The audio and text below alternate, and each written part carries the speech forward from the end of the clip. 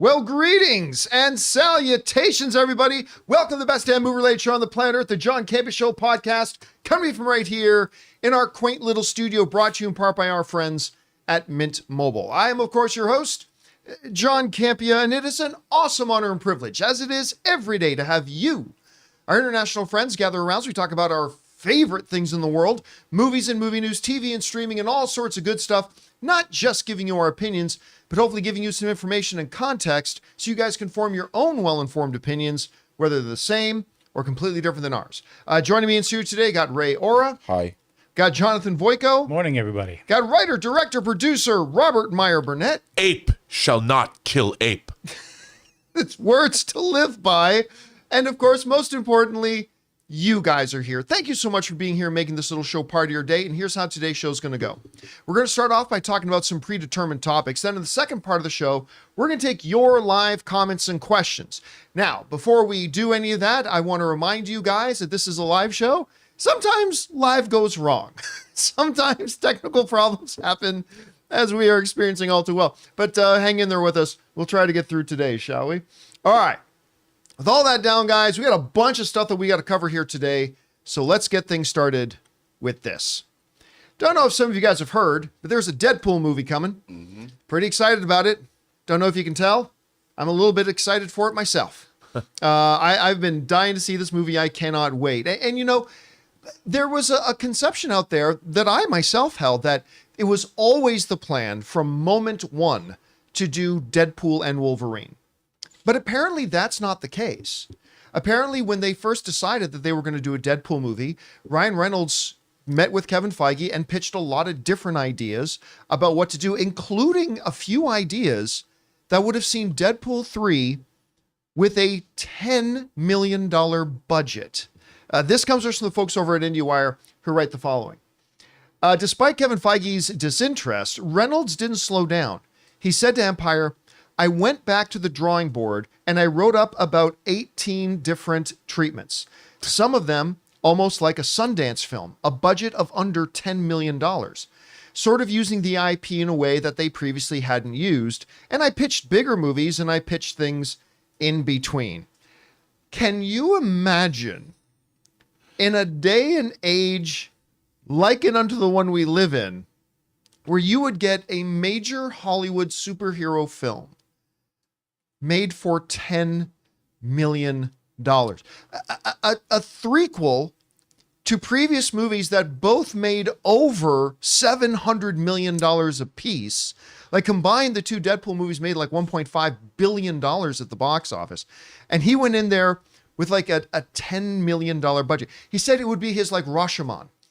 He said he kind of pitched an idea that would be like a MCU version of a Rashomon sort of thing, which is actually pretty damn intriguing. Yes. Now, of course, what we have ended up with is a well north of $100 million movie again, which is, of course, because then Hugh Jackman agreed. They had an idea if they could get Jackman on board. They went in that direction. Rob, what do you think of when you hear like a Ryan Reynolds with a $1.5 billion franchise pitching ideas that would be like a $10 million Sundance film? What do you think? Well, if it's like Rashomon, you basically have a couple of characters, 3 or 4 characters, that are retelling the same story over and over again from their perspective. I mean, Rashomon's one of the great movies of all time. I could see that. As a matter of fact, John, I've said that on this show. I used to say it on Heroes with Schnepp, that after watching Age of Ultron, I would watch an Avengers dinner party movie. Because of the party scene in Ultron is that I love that whole dinner scene. Whole thing. So good. I mean, the interplay between all the different characters. No, I mean, other than the fact you'd have to have like people in character and maybe the effects technology would have to help. It's all about those characters. And if you had Deadpool in his wisecracking Weisenheimer fashion doing a Rashomon story with a lack of, say, visual effects, and you had 3 other great actors, like whether they were X-Force actors, other mutants, and there was something, especially if what was going on was a bad thing, you know, like a horrible thing that had emotional weight, you could pull that off, because I could see Ryan Reynolds pulling that off. Because think of it as I would call it Pulp Fiction, Deadpool's Pulp Fiction. I could see that I could see them pulling something like that off. The question is, I don't think a studio would get it. They're like, wait a minute. We can't just spend $10 million. They don't even know how to do that anymore. And I get Ryan Reynolds could be like, Unless you're like Blumhouse. yeah, he would go to like, I'll go to A24 and I'll make it for $10 million with the A24 crowd, and then they'll purchase it. Then you guys, if you like it, you can take it away from A24 and they'll be your producing partner. But I'm intrigued. I would love to read that treatment. You know, if he really had that idea, I'd be curious to know what it is. Maybe they'll publish it in the unmade Deadpool, 18 treatments of Ryan Reynolds. You know, I am curious, though, I got to say, as to what, like with the Rashomon one aside, he said several ideas that he pitched that would be like a Sundance indie sort of film. What kind of storylines he was looking at? yeah. Because like with that one, maybe his own murder from different perspectives and different vantage points. And he's dead. And he's dead, telling the story as the dead guy, right? Right in the middle before he's regenerated. Yes, Like as his flesh is regenerated. He's in the netherworld before he wakes up again. All I know is that I think that sounds pretty interesting, and I would have been down to. You know what? I wouldn't mind if they did a Disney Plus thing. I know I'm all about theatrical, but if take one of those ideas, if it was good, and make a little $10 million Disney Plus, kind of like the Guardians of the Galaxy holiday special. He should do that. I mean, now that like he's got his Deadpool 3, he's got Deadpool and Wolverine. If that's a really great story, why not? I mean, that could be a fun side story. I think you're right, John. I think doing it like Guardians, because that holiday special is a banger. And they shot it on the existing sets that they already had. So, all right, guys, question is for you. What do you think about this? Ryan Reynolds says that in the initial round of pitching, he pitched several ideas that were like $10 million films for a Deadpool 3. What could you do with it? What would you do if they were asked to make a $10 million Deadpool film with Ryan Reynolds? I got to imagine 5 of that $10 million would just be Reynolds' payment. Whatever you guys think, jump down into the comment section below and let us know your thoughts. All right, guys. With that down, let's move on to this, shall we? You know, one of the truisms of the modern streaming age is that you're not going to be profitable for a while. I mean, it took Netflix well over a decade before they actually started to turn a year-over-year profit. They were losing money still right up until when I started the John Campea show. I mean, they were still losing money. And all streamers come out like that. As a matter of fact, this quarter last year, Disney Plus lost over $500 million just in the quarter. Fast forward now 1 year to this quarter. Disney Plus has become profitable. Big round of applause for the guys. Disney Plus. Yeah, becoming profitable for the first time ever. This comes from the folks over at The Verge who wrote the following. Disney Plus and Hulu posted a profit for the first time today. In Disney's earnings report released on Tuesday, the company revealed that both streaming services made $47 million combined this past quarter, a huge turnaround from the $587 million loss reported at the same time last year. Now, overall, Disney's streaming is still in the negative because when you include ESPN still lost like some odd $1 million. So they're like, actually overall their streaming is down 18 million. Right. I believe that's the number. 18 million is what they're down. But Disney Plus and Hulu, $47 million profit, which ain't bad. So it brings up the question, how'd they get there? How did Disney Plus go from posting a $580+ million loss this same financial quarter last year to turning it around to a $47 million profit? I want to propose 3 things. And then, Rob, I want to know what you think of them if you would add any. The first thing I would propose is the ad-supported tier. You know, this is just yet another thing. You know, streaming came out and it was completely different from the movie paradigm and the television paradigm, totally different, no commercial, blah, blah, blah. Well, we've slowly started to see streaming and studios go back to the older ways just now with streaming as a part of it. And part of that was going back to commercials. And the ad support Disney has a $7.99 a month, which used to be the price of ad-free Disney. Just saying, has an ad-supported tier for $7.99 that a lot of people signed up for it gets a cheaper price, and they're making money on the ads. So that's one way they did it. The second tier of them becoming profitable was partnership with some cable outlets like Charter. Remember, we did a big story about that a while ago, where partnering up with an actual cable network helped the cable network, but it also added a lot more eyeballs to the Disney Plus programming. And with the ads and all that kind of stuff, that helps too. The third thing is the same thing that helped Netflix out with their big subscription bounce back, which was the password sharing crackdown. You know, again, just like with Netflix, when Netflix announced they were cracking down on password sharing, so many people said, that's it, this is the death of Netflix. I'm not going to blah, blah, blah, blah, blah, blah, blah. Yes, you did. You absolutely did. And a lot of people did, because their subscription numbers took the biggest single frame jump than it has in years. Disney Plus added, I think it was in the neighborhood of like 17 million new subscribers. I'm going to pick it up here. No, they added 7.9 million subscribers. That's a lot. Over the past just couple of months, bringing their total subscriptions up to 54 million subscriptions. Do you think the bundles that they've been offering lately too help with that, or no? 100%. 100%. Bundles, cable partnerships. But I personally think your main big three, I think the main big three are the whole notion of ad-supported tier, and brought in a lot of money, partnerships with cable, password sharing crackdown, and then, of course, the new subscribers, partially because of the bundling and other things like that. So that's how I think they brought that about. Rob, this is a pretty impressive turnaround from the same financial quarter last year to this one. What does that tell you about the direction Disney Plus is going? Can they keep this momentum going? Are there other factors you think went into them moving from $500 million loss to actually posting a profit? How do you see it? You know, look, I think this is an impressive turnaround, no matter how you look at it. But I would also say, and this is people are going to seem they're going to say I'm crazy. The Marvels, Quantum Mania, Wish, all of these underperforming box office Disney films are being watched by people on Disney Plus. They didn't go to the theater. They're like, I'm not going to go see Marvels in a theater. I'll wait, and I'm going to see it on Disney Plus. And I think there's a lot of people that didn't go to the theater to see those movies that signed up also for Disney Plus because they got a much better value than if they went. And, you know, we always say that a theatrical release gives a movie more cachet. And I think it does, even if the movie isn't good.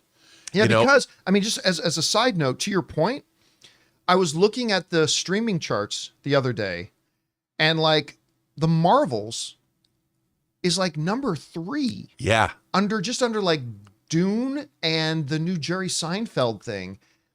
And do you think it would be number 3 if the Marvels didn't have a theatrical run?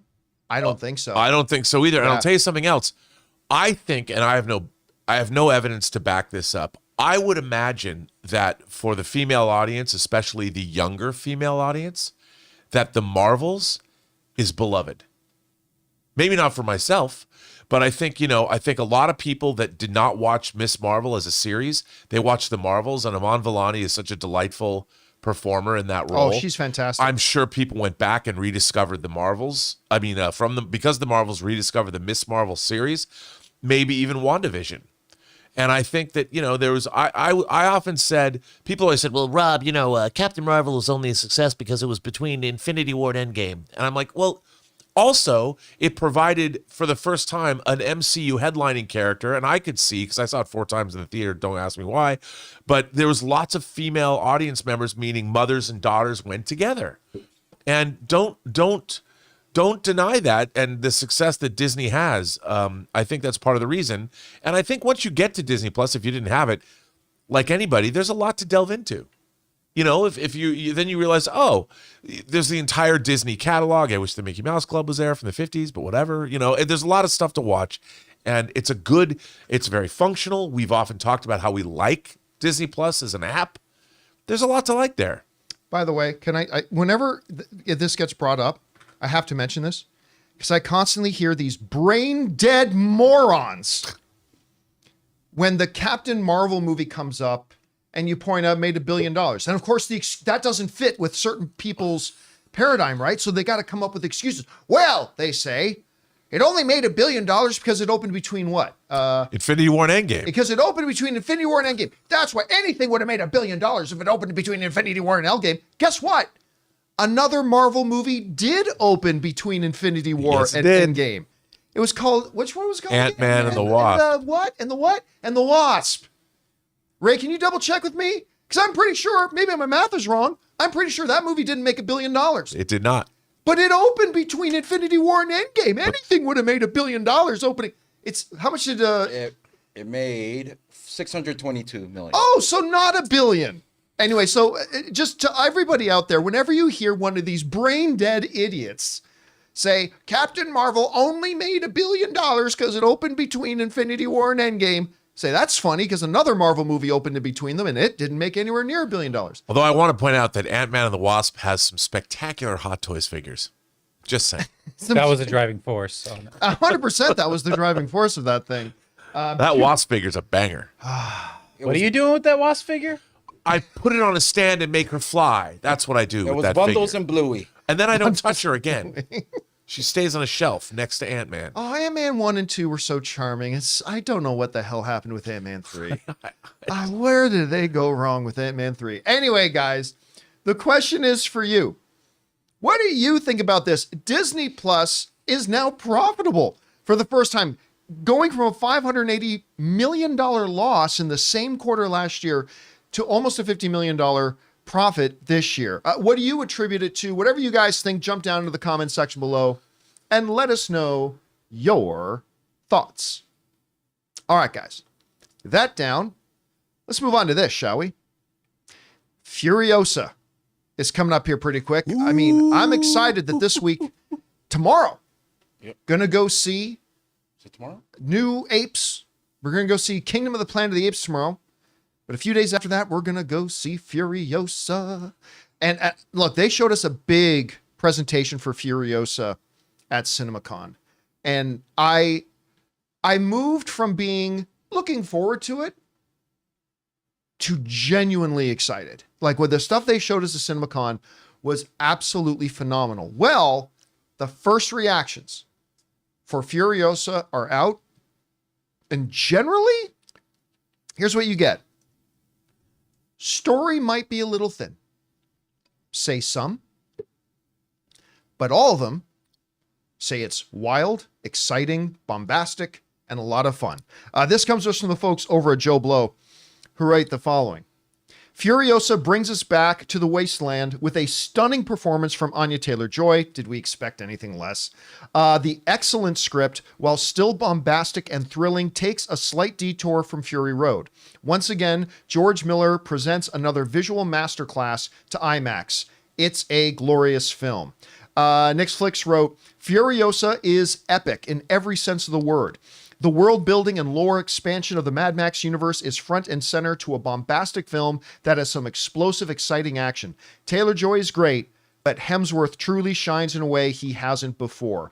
The Jam Report writes, there's a lot to admire about Furiosa. It's gorgeously shot and the action sequences are mind-blowing. Anya Taylor-Joy is sensational and Chris Hemsworth chews up every piece of scenery in sight, but the narrative lags considerably and the CGI is often ghastly. A mixed bag for me, he says. Slash Film wrote, lady and gentlemen's, Furiosa is myth-making at its finest. The most sprawling Mad Max saga entry returns to the series' roots. It's a powerful, moving, gritty tale of revenge in the middle of a world gone wild. Also, windsurfing bombers. I don't know what that means, but I can't wait to find out. Anya Taylor-Joy owns, Hemsworth kills. Nerd Reactor wrote, Furiosa is a 2.5 hours of colorful mayhem. Anya Taylor-Joy and Elijah Brown both get their fair share of screen time as the title character, because remember, there's a younger version of her and an older version of her. Chris Hemsworth is like a villainous Thor with his red cape and long hair. It's one of the most brutal Mad Max films yet. Buckmaster wrote, it's clear very soon that Furiosa is no Fury Road. The timing is off. The structure is shaggy. It's a little shambolic, but out of the chaotic wasteland comes some characteristically for George Miller, visceral, dust-baked action and memorable showdown between Hemsworth and Taylor-Joy. The AU review writes, now that I can say so, Furiosa is a blast. Made in the spirit of Fury Road, it still it's still its own beast that thrives on exaggerated action and characters. Anya Taylor-Joy makes the character her own, but this is Chris Hemsworth's chance to prove his worth as a character actor. And it kind of goes on and on from there. So basically, the basic premise is this. Some people are bringing into question some of the script issues. One or two of them said the script was great, but a number of people are pointing out kind of script issues. One of them said maybe it's a little bit in shambles a bit. Shambolic. It's a great word. Shambolic is a good word. All of them, though, even the ones that had some criticisms, are saying it's exciting. The word bombastic was used a couple of times, that it's thrilling. I read a couple of them thought it was the best Mad Max movie yet. Some of them saying it's great, but it's not quite Fury Road. And I'll tell you what, Rob, for me, I'm liking what I'm hearing. I mean, I don't go into these movies, particularly franchise movies, thinking this has to be the best of the bunch.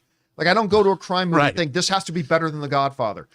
I'm just looking for a good, thrilling time at the movies. Give me George Miller's in this post-apocalyptic world. And from what we're hearing from the reactions, that's exactly what we're getting. What do you think about what we're hearing from this, and what are your expectations like right now? Okay, first of all, the Mad Max franchise is a favorite franchise of mine. I saw the original Mad Max in the theater in 79 at the Crossroads Cinema in Bellevue, Washington. The first Mad Max movie is nothing like what we're getting now. You know, it was a low budget, in your face, great action, Ozploitation movie made by a doctor turned filmmaker in George Miller. The Road Warrior was a gigantic step up into one of the greatest action fantasy films of all time. And that was just a couple of years later. And it was very different from the original Mad Max, very different. And then when you get to Beyond Thunderdome, which is a movie that was not loved when it came out, John, because it was people wanted the Road Warrior times 10, and you didn't get that. You got something else. But I think history has been very kind to Beyond Thunderdome because it's a lot of fun. And Tina Turner is Anti-Entity. She's just a raggedy man. Is great. and then that came out in 1985, John. And then in 2015, we get Fury Road. All that time from 85 to 95, nothing. From 95 to 2005, nothing. From 2005 to 2015, nothing. 30 years after Beyond Thunderdome, we get Fury Road. Now we're getting Furiosa 9 years later. This is, to me, an embarrassment of riches. I don't care if these characters are sitting in the dust with the wind blowing and doing nothing. If George Miller directed it, I'm going to see it. And I'm excited because he's amazing. And the guy's 79 years old and he's giving us another Mad Max movie. Now, is it the Phantom Menace of Mad Max movies? Don't care. I can't wait to see this movie. It looks bonkers. It probably is not going to be as beloved as Fury Road. But you know what? They came up with all this backstory while they were making Fury Road. This is not some girl boss movie to appeal to. This is backstory that was created 10 years ago. They were like, we couldn't fit all this into Fury Road, so we're going to make a movie out of it. It's that good. They talked at CinemaCon how George Miller wrote entire Bibles of the backstories Yes. of all the characters to give them fully fleshed out. By the way, crazy thing, George Miller, 79 years old or 78, whatever. Most directors have second unit and some third unit directors to go off. And they said that Anya Taylor-Joy talked about the CinemaCon. George Miller ran all of the units. Oh, yeah. And in his late 70s, he's running all of the units himself. And his wife edited Fury Road. So I'm not sure if she edited this film, but I can't wait. And by the way, as an aside, these crazy German filmmakers who did an amazing job made a Mad Max fan film that they dropped on YouTube in anticipation of this called Hope and Glory that everybody should check out. It's a great love letter to the Mad Max. So I'm in a Mad Max mood, John. I can't wait. I can't wait to see this movie. It was my second most eagerly awaited film after Dune 2, and I'm expecting great things. Well, Ray, you're going to go see this movie tomorrow night. You got any? And you saw the stuff at CinemaCon? Yeah. I thought it's Planet of the Apes we're watching. I'm sorry, I take it back. Next week. Next week. Tomorrow's Planet of the Apes. Yeah. Next week is that. Where's your? You saw the stuff at CinemaCon that I saw. What do you think? I think it looks good, but I'm going to be honest. I didn't see the first Mad Max by George Miller, so I think It's I'm going to okay. watch. It's No, like, not how the old? first one. I meant the Fury you mean Road. Fury Road. Oh, With Tom Hardy. You know what? You got a week. Yeah, you got a that's week what- to Dude, go you watch would Fury love Road. that. Dude, it's so fun. Yeah. Yeah, so I it's think a I'm gonna Ray watch kind of that. movie. I think I'm going to watch. So you're that. gonna enjoy that one. I do Anyway, have the guys. 4K disc if you want to borrow it. Yeah, of course. Question is for you. What do you think about this? The reviews are coming in for Furiosa, and they're sounding pretty damn good. A few stuff about like story pacing and things like that, but overall, even the ones who say that are saying it's a wildly good time. I hope I like it as much. Where's your anticipation level like for it right now? Jump down into the comment section below and let us know your thoughts. All right, guys. With that down, we still got to talk about Vin Diesel's going to start shooting Riddick 4 this summer. For why, I'm not really sure. Percy Jackson, bad news. It may not come out. Season 2 may not come until 2026. And Marvel has now, Bob Iger's laid it down. They've officially set a limit on how much MCU stuff they'll put out each year. We'll talk about what those limits are. But before we do, we're going to take a quick second to thank one of the sponsors of today's episode of the John Campea Show podcast, my mobile service provider, and they should be yours, Mint Mobile.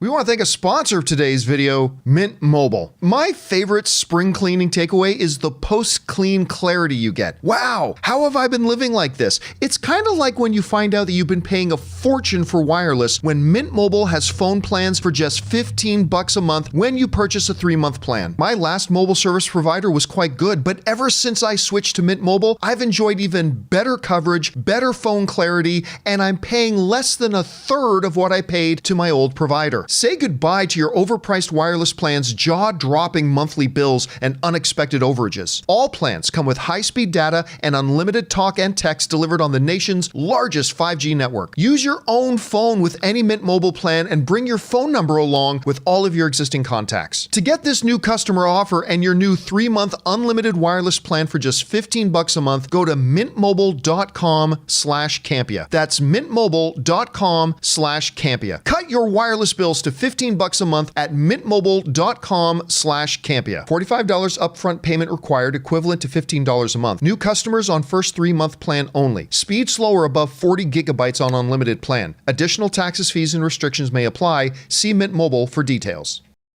And thank you to our friends at Mint Mobile for sponsoring today's episode of the John Campea Show podcast. All right, guys, with that down, let's move on to this, shall we? You know, you'd be forgiven if when you think of my man Vin Diesel. Vinny D. Now, listen, I hate the way Vin makes Dominic Toretto a Mary Sue in all the Fast and Furious movies, but I love Vin Diesel. I'm not going to lie. The Temple of Solomon. I love Vin Diesel. And he's got, if you think of him in all you think about is Fast and Furious, you'd be forgiven for that. But he's got another franchise that a lot of people really like called Riddick. Yes. Started with Pitch Black. Yes. Yep. And then it became, what was the second one called? The Chronicles of Riddick. Chronicles of Riddick. With the Necromongers. The Necromongers. Yes. And Judi Dench. That's right. And, that Canadian actor guy who played the head of the Necromongers. I'm forgetting his name. With Carl Urban. No. Colin. Yeah, he appears in a lot of Fiore? stuff. I can't remember what his name is, to be honest with you. But they're making a 4th one. Now, there were whispers of this last year that they might be making a 4th one, but we haven't really heard anything. Well, now, according to a report coming out, and our friends over at Coming Soon, it's shooting in just a couple of months. Coming Soon wrote this. While Riddick, Furia, fuck yeah, whatever it is, Furya. That's his home planet. Is that the current heavyweight champion of boxing? Anyway, yeah, his home planet. Tyson Furia. While Riddick Furia, that's going to be the name of the movie, was announced back in February 2023, it has now been announced that the movie will officially begin filming on August 26th of 2024. Amen. Riddick finally returns to his homeworld, a place he barely remembers and one he fears might be left in ruins. The Hollywood Reporter's article reads, but there he finds other Furians fighting for their existence against a new monster. You got it. And some of these Furians are more than Riddick could have, or more like Riddick than he could have ever possibly imagined. All right. I think we all barely remember Riddick at all. What are you talking about, man? This is catnip to me. It's been a while. This is a great franchise. I've sat down and watched it. Man, that last one was rough. Listen, I'm gonna Pitch Black is a banger. Yeah, Come on. yeah. You know what? I got to admit, I kind of like Pitch Black. It's good. But I am, a lot of people really love this Riddick franchise. I know. And I got to tell you, I don't. Like the first one, yeah, Pitch Black was kind of cool. It should have been a great one shot. But then he kind of does what Vin does. He takes his character, makes him undefeatable, unbeatable, the ultimate warrior, if you will, in the movies. And while the necromongers were pretty cool, I still found that the storyline of them kind of ridiculous. I don't know. Maybe they can get back to it. Like, it's funny because this reminds me a lot of Triple X. Like, I liked the first Triple X. Let's not talk about where they went after that. State of the Union. It was a good day. I wish I could muster up some excitement about this. I love Vin, but I'm not a big Riddick guy. Rob, are you happy about this? And if so, give me a pitch. Get me excited. Oh, hell yeah. First of all, I'll tell you, this is an auteurist franchise. It's been brought to us by David Twohy. He's the mastermind behind all this. And I once interviewed David Twohy, and I made the mistake of saying, you're one of the greatest B-movie filmmakers in Hollywood. He did not like me calling him a B-movie filmmaker. I was going to say, that's like saying, you are the most attractive fat woman I have ever seen. But I That's not didn't a good mean it that compliment. way. I was like, look, one of his first, he wrote Warlock with Julian Sands. You know, he directed The Arrival with Charlie Sheen as Zane Zeminski and Ron Silver's the leader of the aliens. He directed Below, which is an incredible haunted submarine movie. And then he brought us this franchise. He wrote a script called Disaster in Time, where Jeff Daniels, there's time traveling tourists that go through time and watch disasters. I mean, come on, man. David Twohy's the man. And this is his franchise. And he's written and directed all 4 of these movies. I mean, he's like the George Lucas of Furians. That's what he is. He's like the George Lucas Respect. of movies. Oh, shoot. Come on. He's like the George Lucas of George Lucas. He's David Twohy. And you know what? He has the same last name of a girl I dated who I met at summer camp. Oh, Angela Twohy. I don't know whatever happened to her. Well, that does She's it. watching. At the Flying Horseshoe Ranch. So I've always loved David Twohy because Angela was really cute. oh yeah. And I was like 12. Sorry, How- never- Here's a question. How old is Vin Diesel now? Because Yes. he's one of these guys where in my head, I still think of this guy as being 40. Like I've had him at 56. he's how old? 56. He's 56 He's years been old. 40 for 26 years. He's been 40 for I'm in good 16 company. years. 16 16 years. But I still kind of have Vin in my head locked as like being 40, right? Because he keeps himself in phenomenal shape. Yeah. But let me ask you this. At getting to 56, can he still pull off being the big lead headline action hero star? Do you think he can still do that? I give you Rocky Balboa. Yes, he can. Well, okay, but Vin Diesel isn't Sylvester Stallone. No. Nobody is. But he's a Furian. But can he do it? Do you think he can do it? I do. You know, I do because but for the record, I do too. yeah, I do too. I mean, I think he can. I think he stays in good shape, and he's got that. Look, this is the perfect. He growls his lines. He says very little and looks cool and has great eyewear. You know, That's the key right there. He's got great eyewear. I have to tell you, one of the great science fiction movie sequences is when he's escaping a prison in Chronicles of Riddick, and the sun.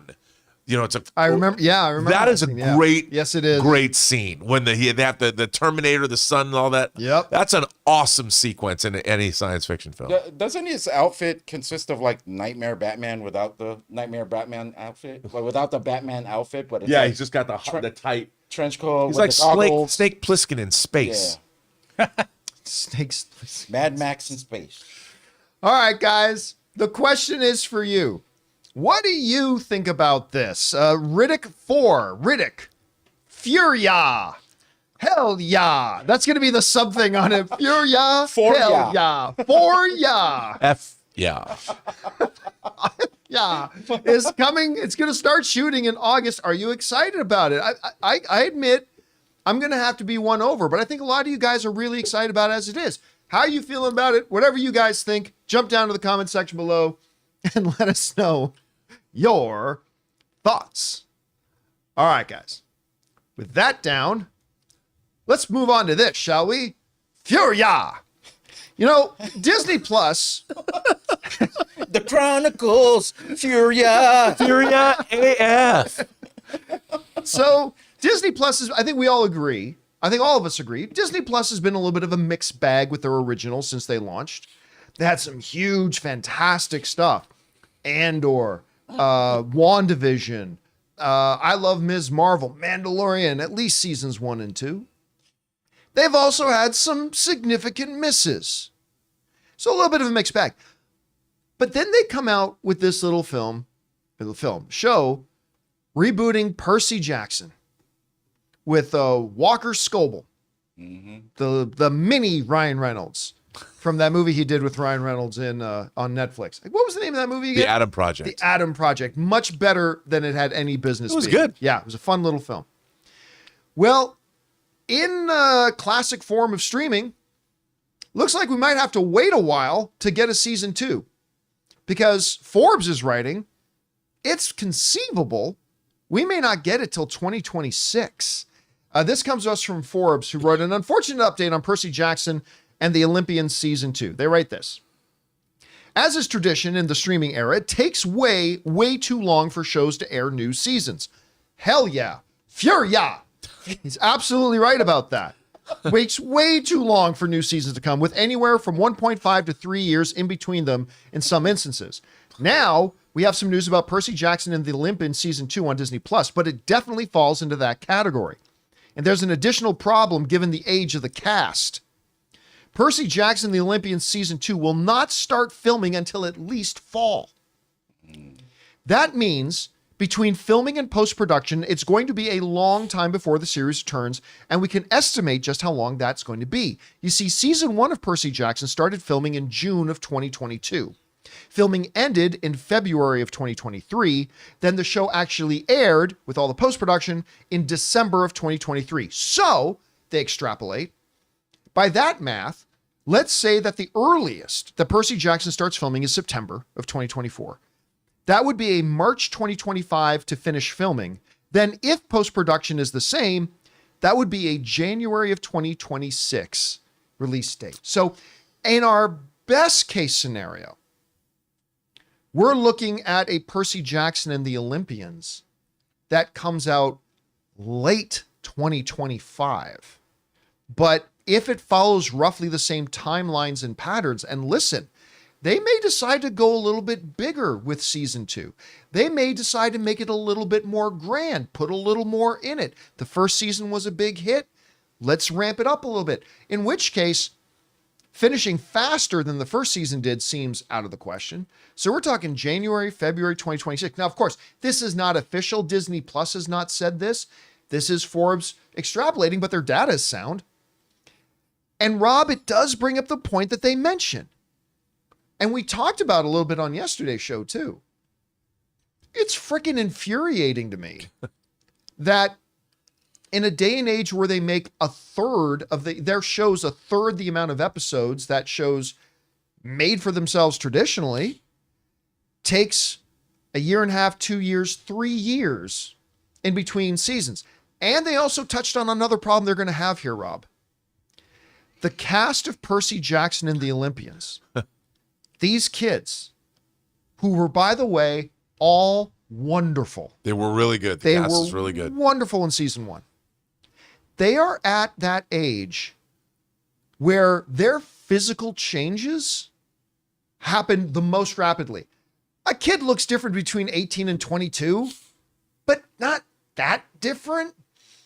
A kid their age to 2 years later looks really different. I mean, they make a lot of physical changes. And so I think that's going to be a bit of a challenge for them. They cannot tarry on this, Rob. They got to move on this. So I don't know. You hear about this. What do you think about it? Do you think they can get it out sooner than that?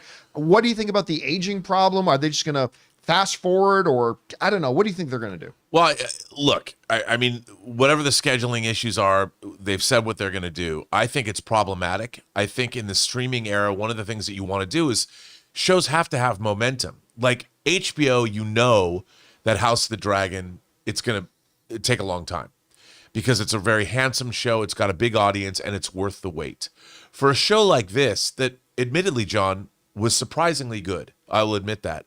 But they should have these things, I think, if they know the scripts are good, they know the cast is good, you've got to set it up in such a way that when you have younger kids, that if you want to continue this as a viable franchise, I think that there's got to be some better planning involved. Having the turnaround of 2 or 3 years is not good for a show. people are like, the way things, it's in one ear and out the other. Huh? What? And then when the second season comes, it's like, I was going to watch it, but I don't even remember the first season, so I'll pass.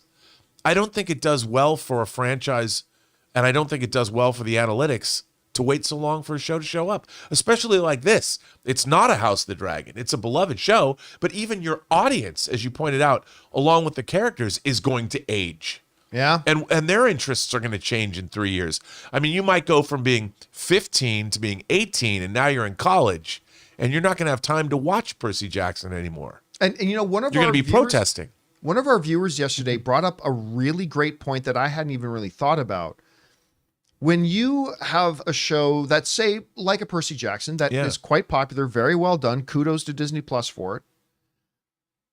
But when you make then your audience wait a year and a half, 2 years, 2 years plus for the next season, the number one enemy of the streaming world right now, of streamers, is churn. For those of you, we throw that word a lot. For those of you who don't know what churn is basically, and I'm oversimplifying it, but somebody subscribes to, say, Disney Plus, but they subscribe to watch Mandalorian.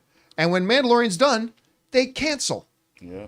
And then they go and subscribe to another streamer that has a show they want to watch. When that show's done, they cancel. And then maybe when Mandalorian comes back, they'll sign back up.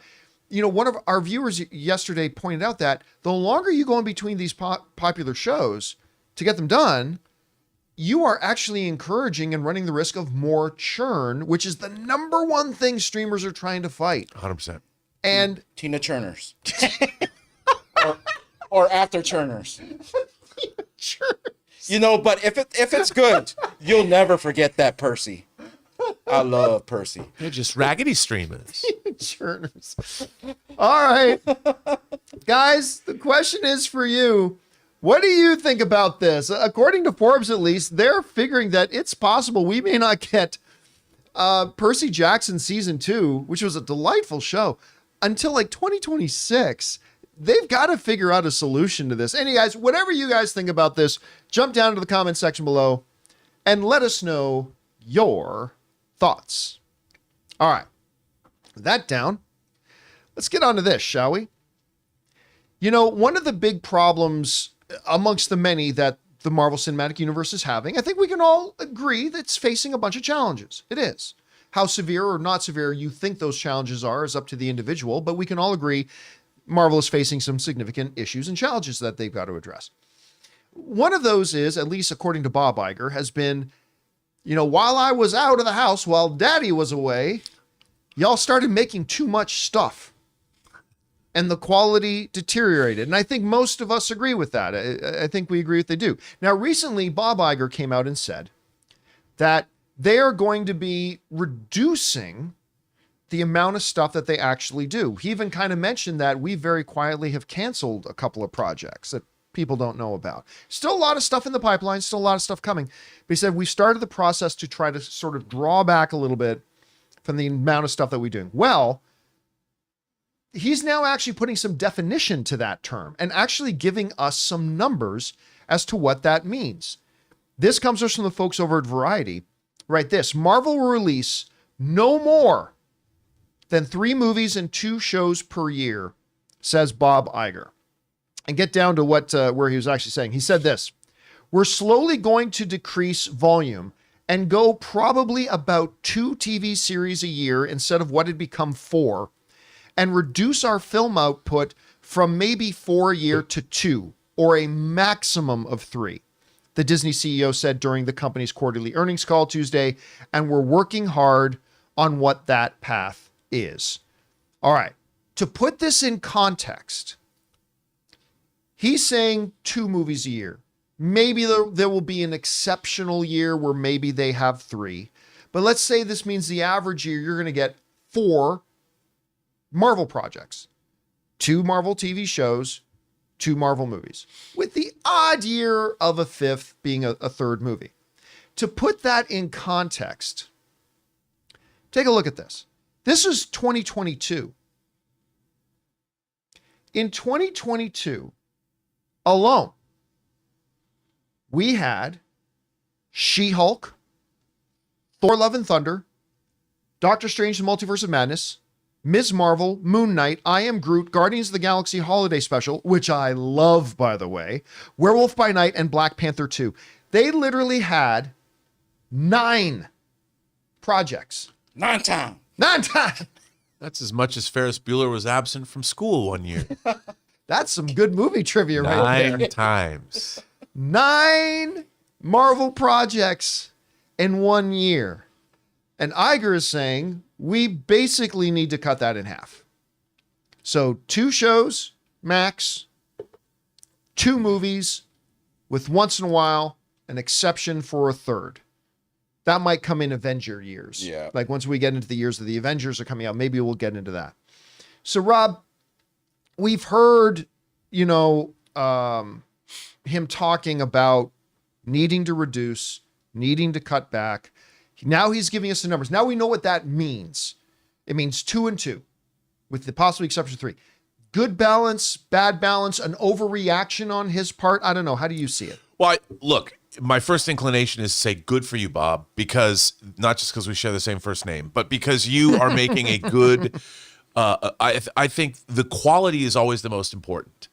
Quantity, I mean, I know that according to analytics and all those things, maybe the Wall Street guys or whatever, the corporate people say, well, we have to have more of this product out. If the product isn't good, it's damaging your IP, it's damaging your brand, and the audience, talk about churn, you're churning up your audience from the wrong direction.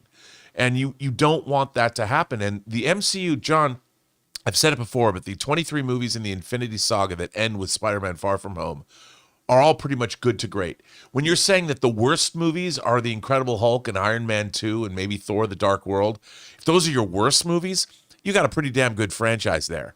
And if you go back and you watch movies like The Winter Soldier, those movies are, you forget. 10 minutes in, you're like, this is so good. And this is what Marvel was built upon. So giving people, I mean, I can't imagine what Kevin Feige had to do trying to make 9 movies and shows. That's insanity. You can't make something good and keep your brand where it's at. We saw what happens. The proof's in the pudding.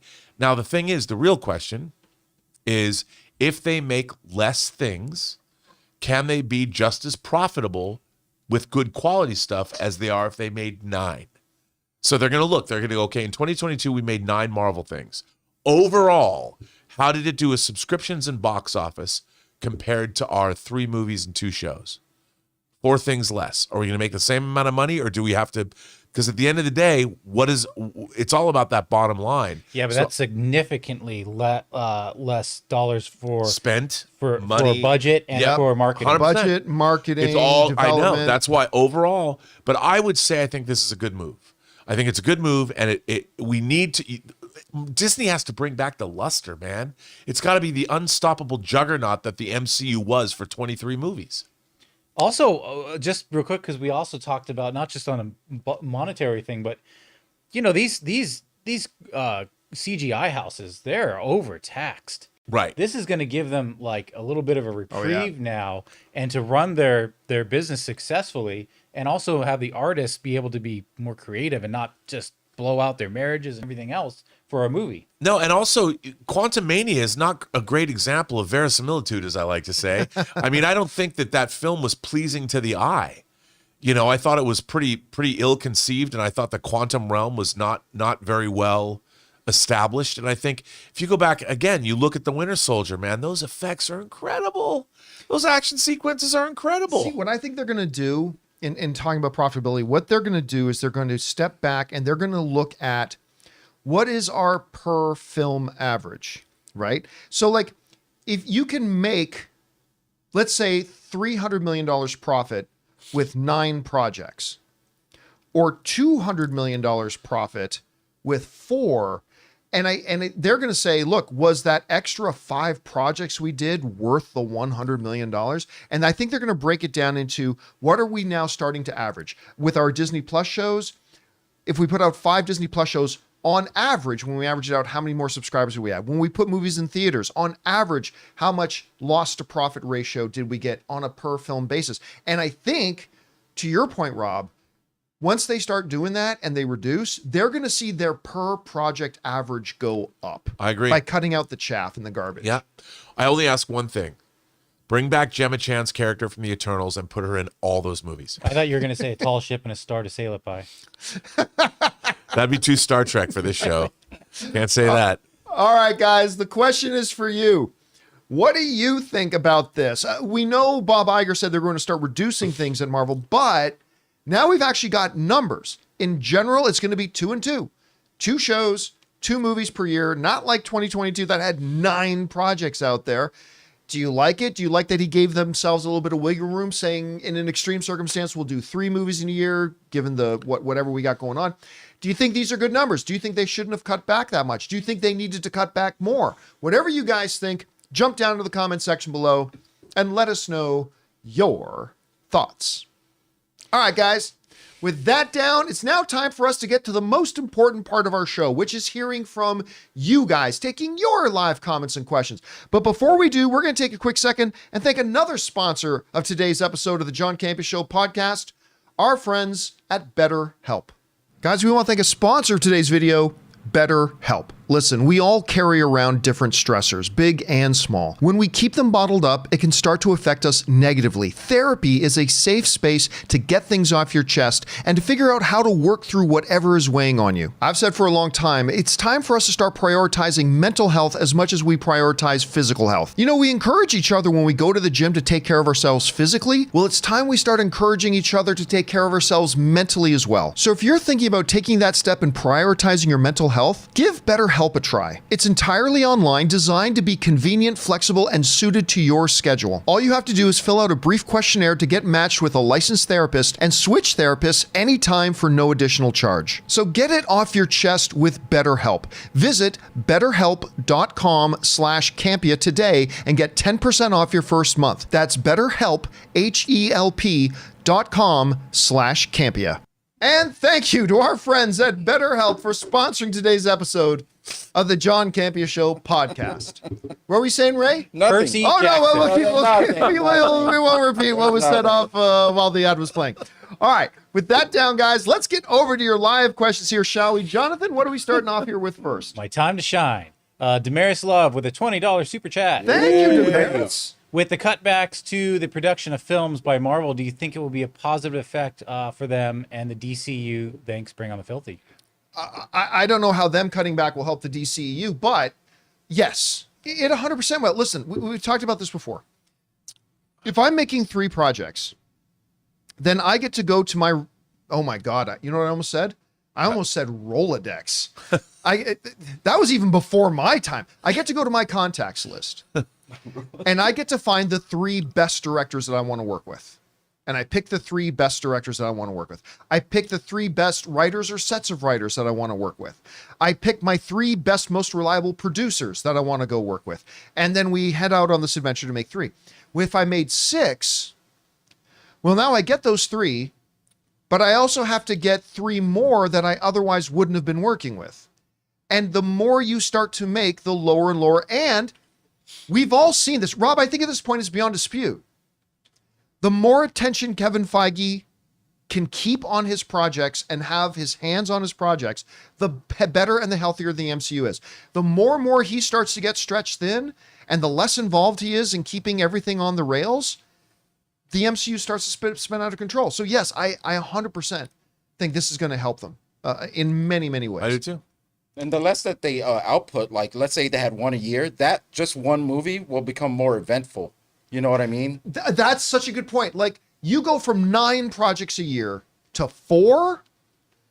Because how many times have we talked on the show that one of the things, it's an X factor, but one of the things that Marvel has got to work on is get back to that place where a new Marvel project became a must-attend event. Yep. Because they're competing with their streaming services too. Like what was Rob And was they're saying. on the streaming services. Yeah. I'm just saying the less more people will likely come out to less content. And again, the more stuff you come out, the more stuff that comes out, the less of an event it is. The more spaced out it is, the more of an event it feels. So yeah, that's a big part. All right, what's next? All right, Matan says, what I was saying yesterday about the boys going lost was directed at Homelander surviving the season 3 finale. They're clearly stretching it out like Lost. I mean, that's what happens in the source material. Yeah. No, Lost. got stretched out. The Boys has not been stretched out. They have, if anything, I feel, and Rob, maybe you agree, maybe you disagree with me.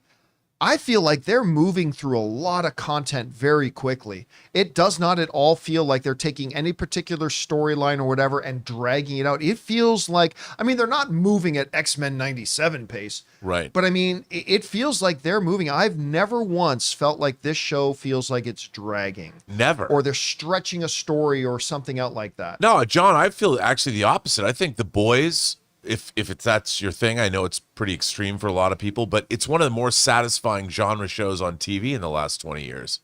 I mean, I think it's a terrific show that has lost none of its momentum. It's got a great cast.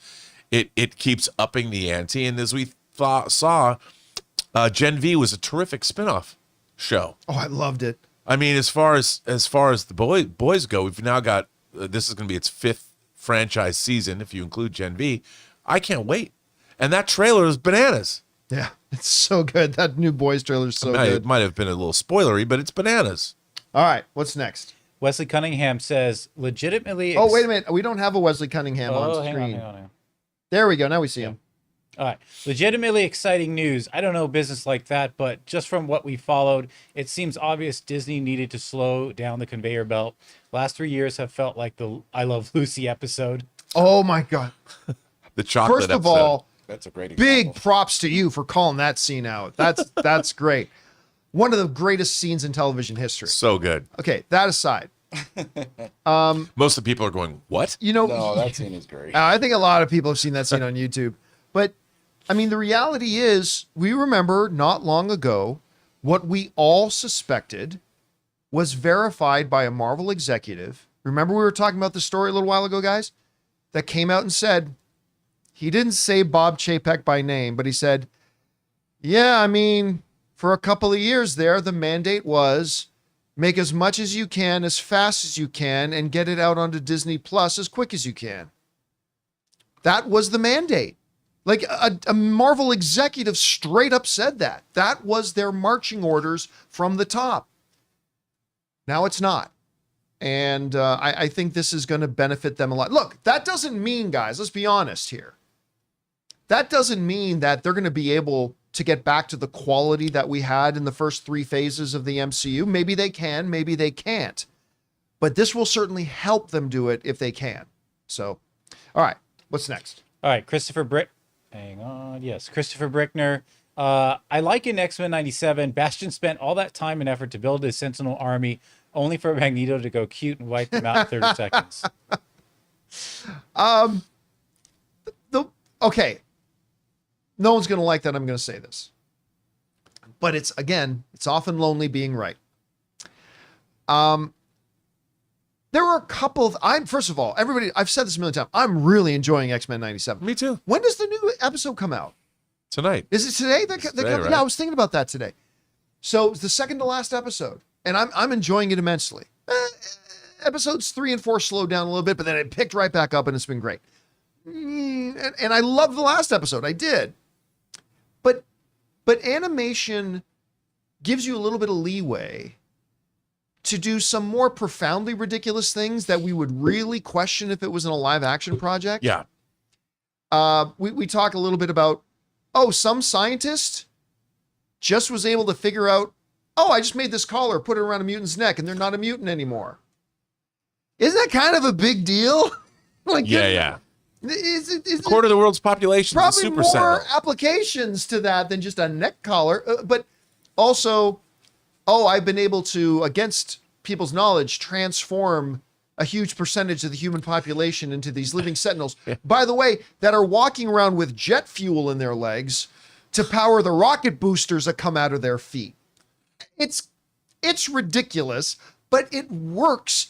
Remember I said the other day, Rob, you make your program based on your medium. Yes. And that's them doing a great job but they could have never gotten away with that if this had been live action.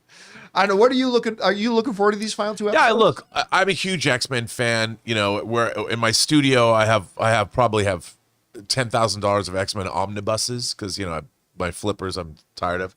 I love the X-Men. I've been reading them my whole life. The way I love Star Trek, I kind of love the X-Men. And it's funny and fun to see these comic stories they've been changed a little bit, but in this incarnation. It's a lot of fun.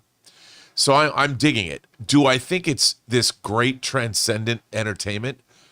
No, but it's fun. And I like the breakneck pace. You know, I like seeing things like Genosha getting nuked, just like, you know, in the comics. It was great.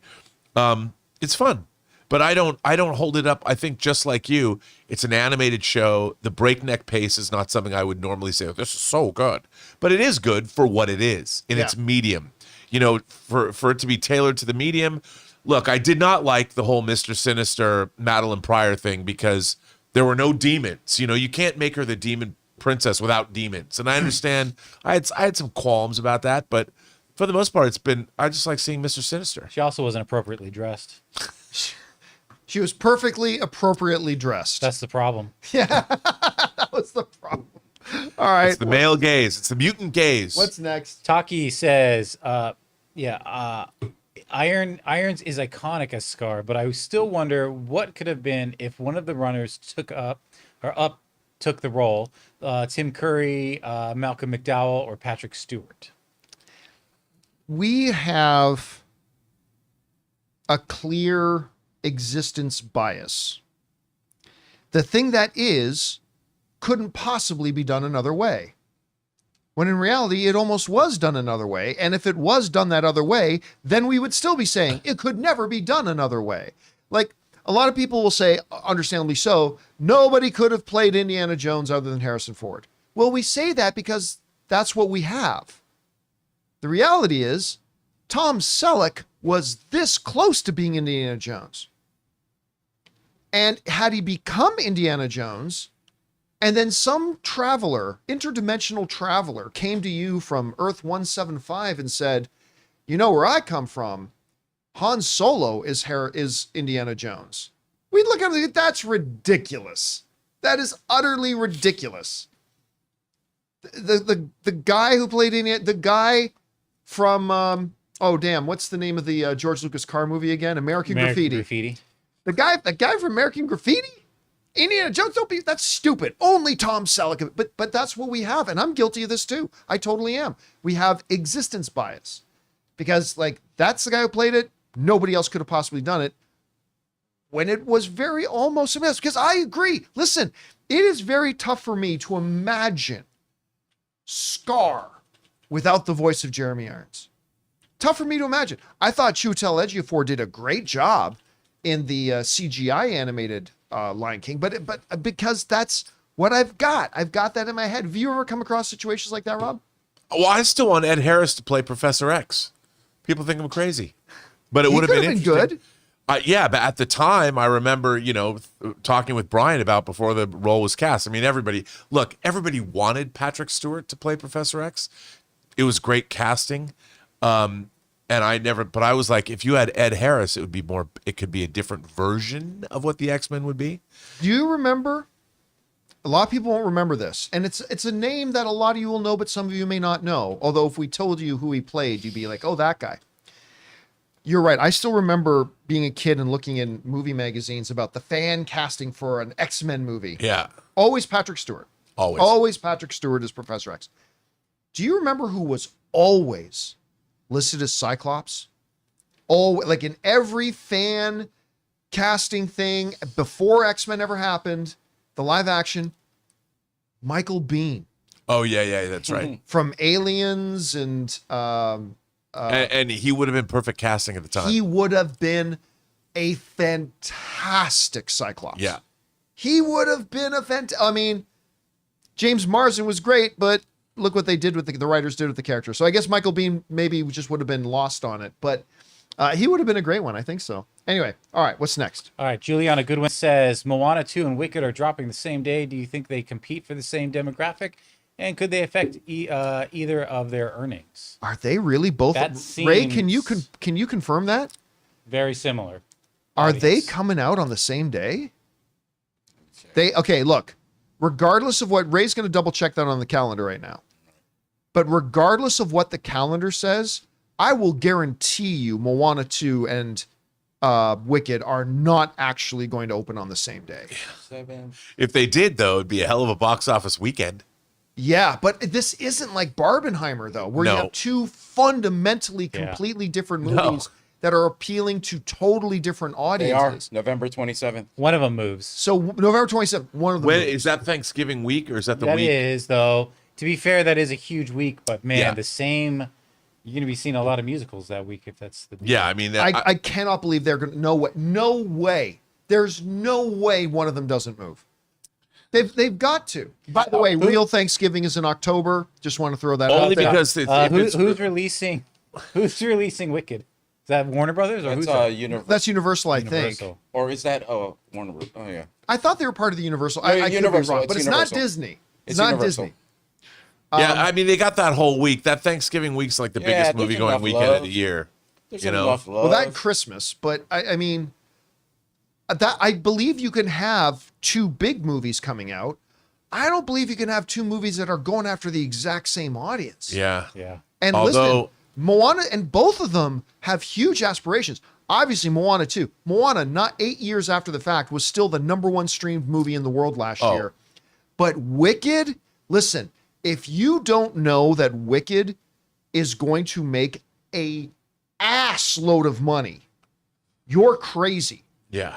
It's going to make a lot of money, and they're going to cannibalize each other. So but you, Rob, you're thinking they could just stay on the same release date? Well, the That thing maybe is, there's enough room for everybody. I think those two movies will play through the next month. I think they'll have real legs, and I think that those movies will, word of mouth will carry them through, repeat business will carry them through.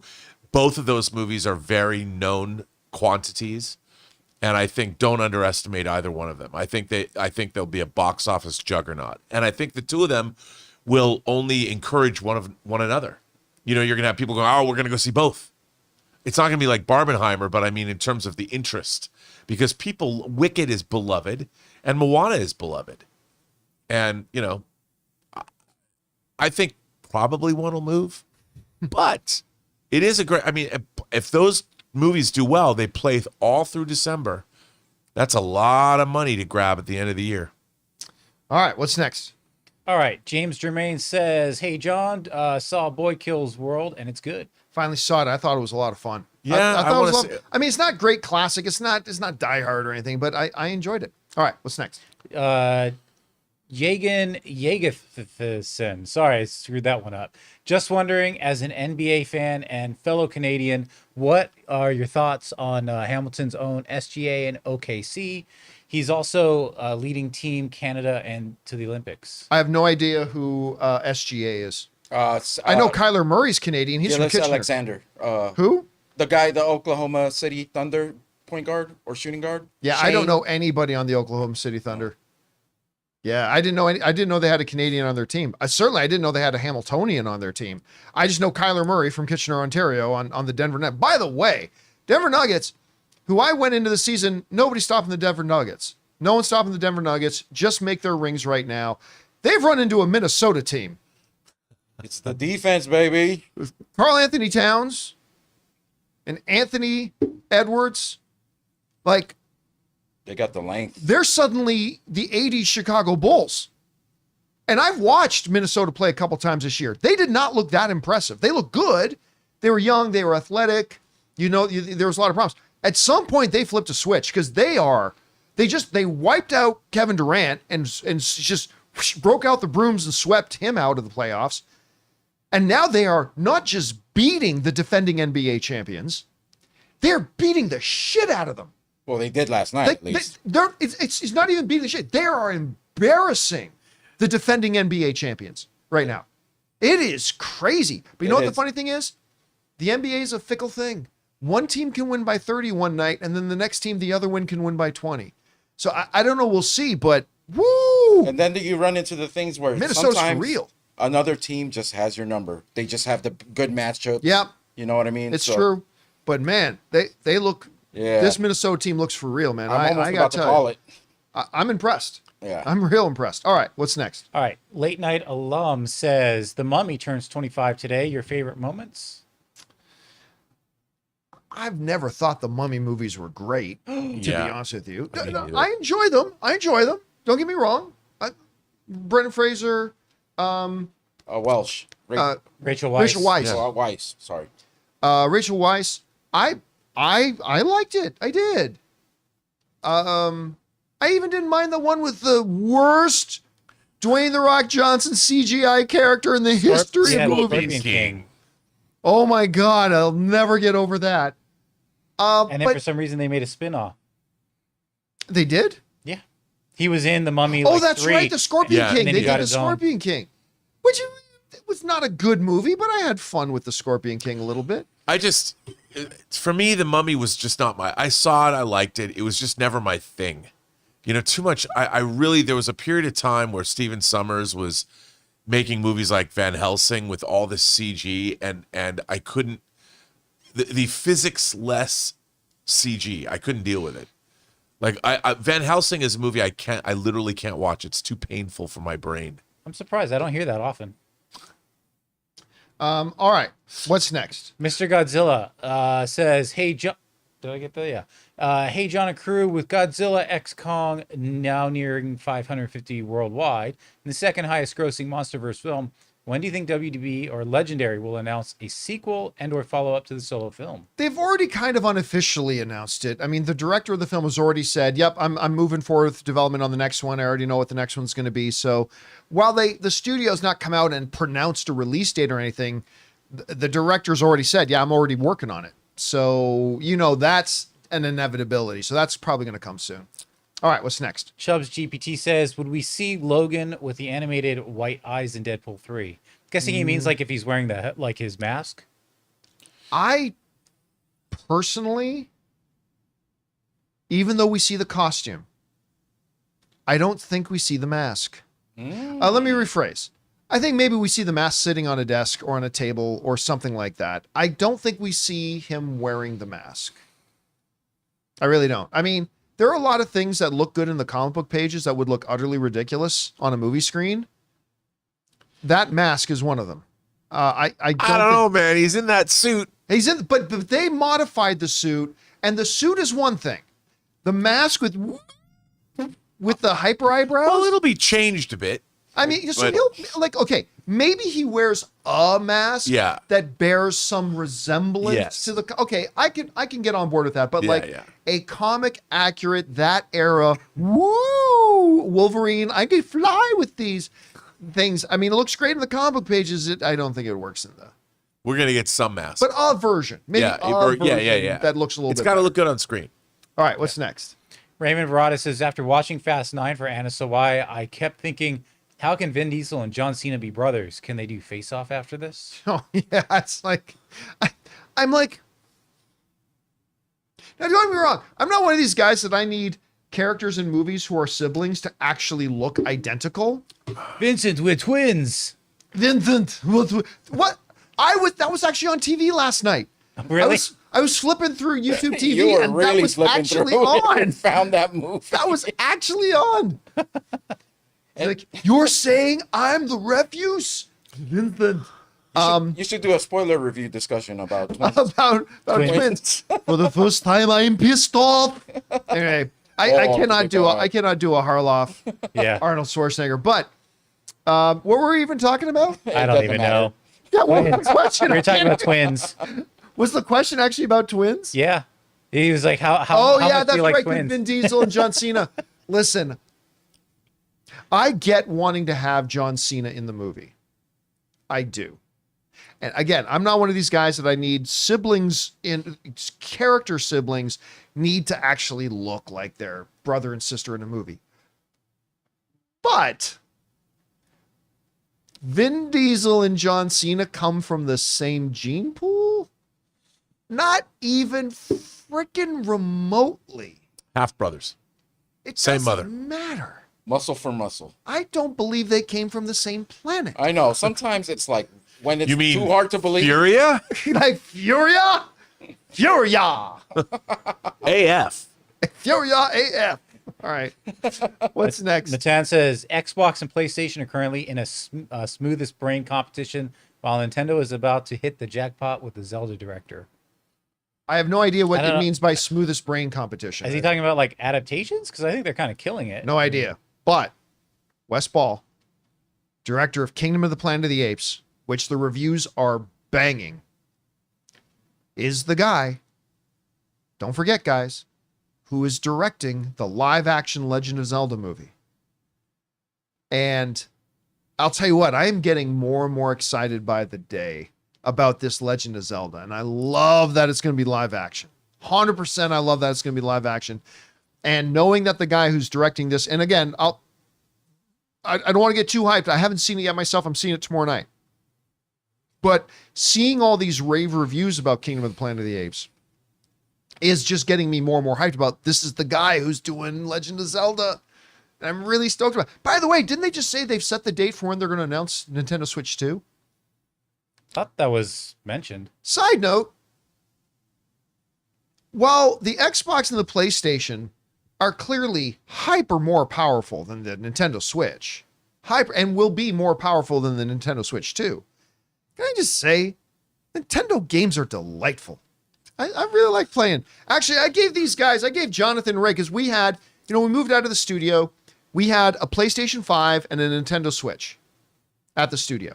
I have a PlayStation 5 and Nintendo Switch already at home. So like, oh, these are up for grabs. And Ray wanted the Nintendo Switch. He grabbed that Nintendo Switch Guess up. what? In the time that you gave that to me, I have 10 games. I thought you were going to say I've sold it on eBay. All physical copies, Rob. Ooh. I made sure That's I a had physical the physical copy on a Switch. What is it? A chip? What is it? It's like a small little cartridge. It's like an SD card, basically. It's kind of like so an I put SD it there. card. So I'm getting my 10th one today. It's ready for pickup. It's called it's probably, everyone's calling it the most boring game, but I'm going to love it. It's called Endless Ocean. I'm going to be swimming with 29 other people looking for fish. That's what I'm doing later. Look, can't man, wait. didn't I swear to GameCube God, have when you- Godzilla and Robotech games? I miss those days. When you said, okay, you know what? I got that Nintendo Switch, and 10 days later, I thought for sure you were going to say you sold it on Oh eBay. no, I don't know. No, No. All right. I've never had one, so I'm enjoying it. I love the portability. I love it. It's really fun. All right, what's next? Brian Garcia says, "Hi all. Rewatching Star Wars over the weekend, my girlfriend and I debated which story George thought of first, Luke's or Anakin's." Wait, is this the Ryan Garcia? Brian. Oh, Brian Garcia. It is the Brian Garcia though. Oh, it was Luke. He thought. I mean, he had the Legend of the Wills and all that kind of stuff, and the whole Luke stuff came first. I mean, I remember for a long time when I was growing up, I thought he already knew in advance that Leia was going to be Luke's dad or Luke's sibling. Be interesting in this day and age if she was Luke's dad. Yeah, but reading How Star Wars Conquered the Universe, I think that was the name of the book, which is one of the best Star Wars books I've ever read. He actually tells a story about how, no, George Lucas didn't even come up with that until after Star Wars was done his theatrical run, and he was writing the script. And he thought, well, what about this? What if we make Leia Luke's sister? So, yeah, he definitely came up with Luke's story first, 100%. All right. But if it was cast today, Vin Diesel would definitely be Luke. Yeah, and Vader would be John Cena. all because they look so alike. You can tell.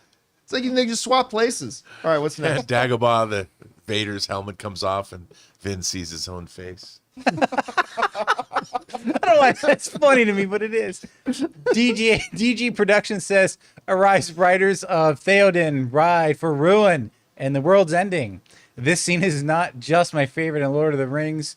It also feels like when we're about to start streaming in the Lord of the Rings trilogy, but definitely my top 5 movie moments ever. The speech, the music, the visuals. Rest in peace, Bernard Hill, my king." By the way, $20 super chat. Thank you so much for that, DG Productions, supporting us on that level. And shout out to you for the quote. Again, and I'm not just saying it because the dude just died the other day. All the performances in the Lord of the Rings films are phenomenal, from Frodo to Samwise, from Gandalf to Strider. And, what's the name of the actor who played the Steward of Gondor? John something or other. Cena. John Noble. Cena. John Noble. John Cena. John Noble. They look alike. I confuse them. Wait a minute.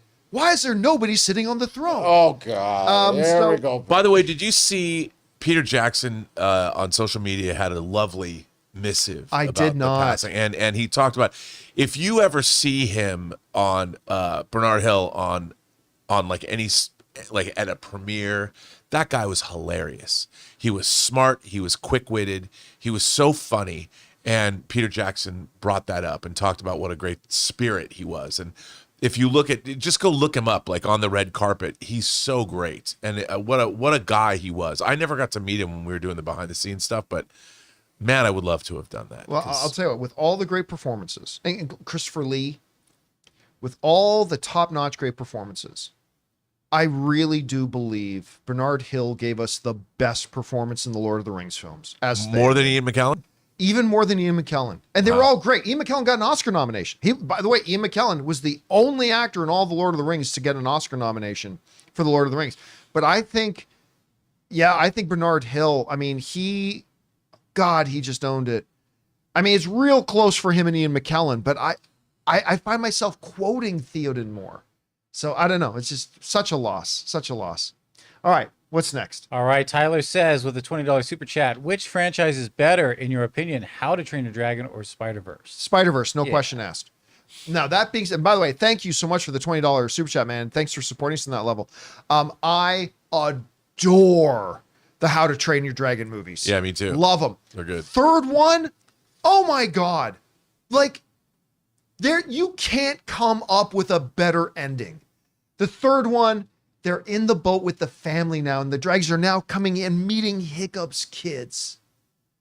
I mean, it's just, it was brilliant and so well done. But I give the edge to the Spider-Verse movies. Well, they're so different. Yeah, they are. They're I mean, it's hard to compare and contrast because How to Train Your Dragon, those three movies are terrifically. Did you just say How to Train Your Dragon? I said, Oh no, my I said- God, you love that, Percy. Freudian slip. How to Drain Your Dragon. I didn't Coming say to that. Skinamax. How to Drain Your Dragon. No. I didn't mean to say that. It was a Freudian slip. Wish I had a dragon to train. That's all I can say. You know, the I gotta bring that. I gotta mention that later. What? Gotta go drain. I was making I'm a gonna great work it into a point, conversation. though. Excuse me, I gotta go drain the dragon. Oh my God! Sorry. Like dry? Or do you leave a little? I'm never gonna live this one down. Oh my Like God! ever. Okay, I'm sorry. Please continue. What were we talking about? I was just saying that both of You these don't call it that because it's burning, do you? both of these. Oh man, come on. Burning. We're professionals, damn it. We got a show That's to do. right, I'm Let's get sorry. back on. I have never experienced that, but I did have a college roommate who did. Shout out to Eric Mont. Appreciate the first and last name. It was Shout out. 35 years ago. He won't even remember. I do though. So does everybody else. But so no, I think that both franchises are great, and I think that the How to Train Your Dragon franchise is beautifully conceived. But I think comparing and contrasting them really isn't fair. Like they both work beautifully well. It just depends. Do you like chocolate or peanut butter better? You know what I think? It's probably this writer's two favorite animated franchises, and he was just trying to. Yeah, But that's what we do in movies, though. Like even if they're different, we can say like clearly they're different with stuff. But honestly, you're sit down now, and you got two options on your TV. Click this one or click this one. Which one? Yeah, it's gonna be Spider-Verse. I mean, so it's what we move in. But I still think it's I mean, Spider-Man. Spider-Verse just appeals to me as more of an adult. Right, but ask us that again after the third film, right? Because right now we've got the complete How to Train Your Dragon. Yeah. We don't have the complete Spider-Verse yet. And if they crop the bed, if they train the dragon, maybe we say How to Train Your Dragon is the better one. Oh no. So anyway, Oh all right. no. Hey, listen, I'm still living with Kiss Kiss Gang Bang. So I mean, you're probably going to be living with this one for a while. Yeah, I'm think sure we're someone's 3 already years clipped on. it out and made a meme of it. So All right, Probably what's going to be a next? line in like House of the Dragon next season. One of two. Andy, one of two says, I saw 10 films that came out last month, and 7 of them were original films. Monkey Man, Femme, Civil War, Arcadium, Housekeeping for Beginners. Let me scroll down here. Challengers, and we grown now. Oh, I don't know that one. Up to I feel like it's a documentary. Maybe it's not. I want to see Arcadia, the Nicolas Cage sci-fi film. Up to the end of the last month, I've seen 31 released this year, and 21 of them, almost 68, were original. That's great. Again, it goes to that point that we bring up a lot, that whenever somebody says, like, Hollywood doesn't have any original ideas anymore. Guys, do you know how much original film is being made? It's more than ever before. More than ever before. It's just, You know, Panos Cosmatos is who did Mandy. sounds like a Greek comedian. Well, no, he did. His father directed Rambo and Tombstone. But he's making a movie called Flesh of the Gods that's written by Andy Kevin Walker. They announced it last week. Who wrote 7 and 8mm and Sleepy Hollow. Flesh of the Gods is insane. It's set in the 80s. It stars Kristen Stewart and Oscar Isaac. It's straight to the top of my list of movies that I can't wait to see. And I've read the script. Nice. It's insane. I can't believe it's getting made. Totally original, and I'm very excited. And there's still good stuff out. All right, what's next? Cookie Ocklate says, "Hi, John. Just thought of a funny Wolverine variant. Danny DeVito as Wolverine for the comic 5-foot size." I don't know if you remember this. A couple of years ago, there was a huge online petition for cast Danny DeVito as Wolverine. And it got something like 80,000 signatures on it. And it was the big rave for a while. Hey, listen, that's the kind of thing, because it's a deep cut. Somebody asked, what do you think like the other day, somebody asked, what do you think the chances are that they do a Nicole Kidman AMC ad joke? I said, it's a little old at this point. Now, the Danny DeVito thing is old enough, though, that it becomes a deep cut joke. Right. And that's the kind of stuff Reynolds likes. So I could totally... Is that too far, though? I think it might be too far. It all depends on how they do it. Of course, then they made Frog Thor. They made Loki. crocodile, Frog alligator Loki. Loki. And Switch over to your the shot that you had the super chats on. oh, okay. There you go. It's perfect. Yeah. We're ready to go. All right. What's next? All right.